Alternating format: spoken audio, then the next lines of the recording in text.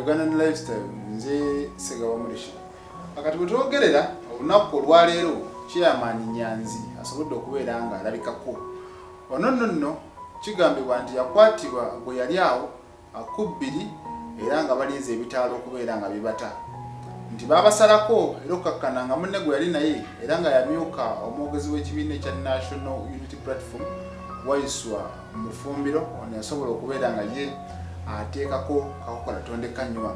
Kati nga bw'omulaba asobodde okujja ng'awenyera ekiraga nti obulumi abadde alabika alina bw'amaanyi nnyo nnyonnyini ddala. Bwe bijjidde nga ab'opposition bagenda maaso n'okubeera nga babanja bonna ba political prisoners baga balina okubeera nga bateebwa. Mu mbeera bw'etyo Nyanzi omuntu yasobola okubeera nga akwatibwa bwe yali ng'ava ku kitebe ekya National Unity Platform olunaku olwo. Munnange bw'atyo asobodde okubaako ne byagenda maaso n'okubeera nga nnyonnyola. Wano ndabawo Banjomaani ne baganda b'abalala kussa n'abaana.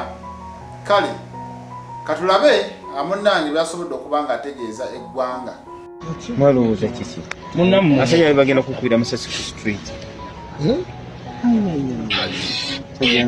Ekwegayidde ebigere biri bitya omukwano gwasaba kukuba Musasi tugezaaku. You have orders to kill you.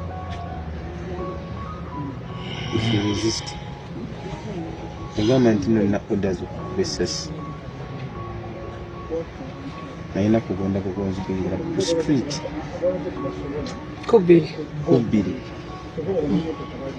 Nenda genda abantu batuyambe naye twali nga bantu bonna bonna bati amasasi gavuga mangi nnyo.